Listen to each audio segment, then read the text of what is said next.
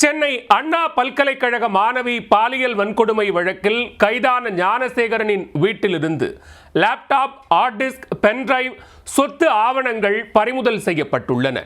சிறப்பு புலனாய்வு குழுவினர் விசாரணையை தீவிரப்படுத்தியுள்ளதால் அடுத்து நடக்கப் போவது என்ன?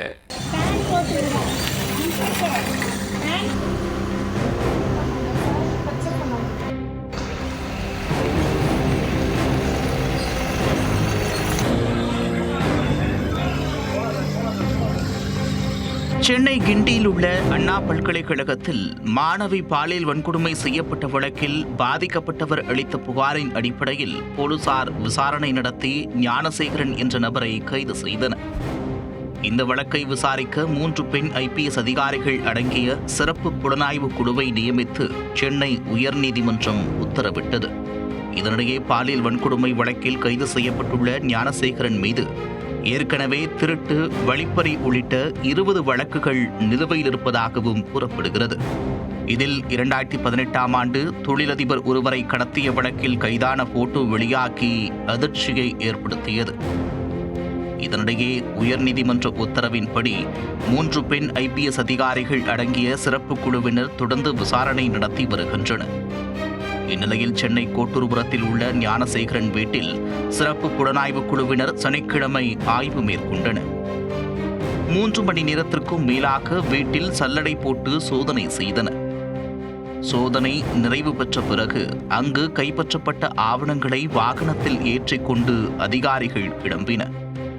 அப்போது சோதனை தொடர்பாக செய்தியாளர்கள் எழுப்பிய கேள்விக்கு கொஞ்சம் அவகாசம் கொடுங்கள் என்று விசாரணை குழுவின் அதிகாரி ஸ்நேகப்பிரியா தெரிவித்தார். இந்த நிலையில் சிறப்பு புலனாய்வு குழுவினர் சோதனை மேற்கொண்டதில் ஞானசேகரனின் வீட்டில் இருந்து லேப்டாப், ஹார்ட் டிஸ்க், பென்டிரைவ், பட்டாக்கத்தி, சொத்து ஆவணங்கள் உள்ளிட்ட முக்கிய ஆவணங்களை பறிமுதல் செய்திருப்பதாகவும் தகவல் வெளியாகியுள்ளது. கைப்பற்றப்பட்ட பட்டாக்கத்தியை குற்றச் செயல்களுக்கு ஞானசேகரன் பயன்படுத்தி இருப்பதும் கண்டுபிடிக்கப்பட்டுள்ளது. பறிமுதல் செய்யப்பட்ட டிஜிட்டல் ஆவணங்கள் சைபர் ஆய்வகத்திற்கு அனுப்பி வைக்கப்பட்டுள்ளது. ஆய்வுக்கு பிறகு அதில் உள்ள தகவல்களை திரட்டி அதன் அடிப்படையில் மீண்டும் ஞானசேகரனிடம் விசாரணை மேற்கொள்ள திட்டமிட்டுள்ளனர். இதனிடையே ஞானசேகரனின் தார் ஜீப் மற்றும் பிரியாணி கொண்டு செல்ல பயன்படுத்திய சரக்கு வாகனத்தை ஃபைனான்ஸ் நிறுவனம் பறிமுதல் செய்துள்ளது. இவற்றுக்கு முறையாக ஃபைனான்ஸ் கட்டாததால் நடவடிக்கை எடுக்கப்பட்டுள்ளது.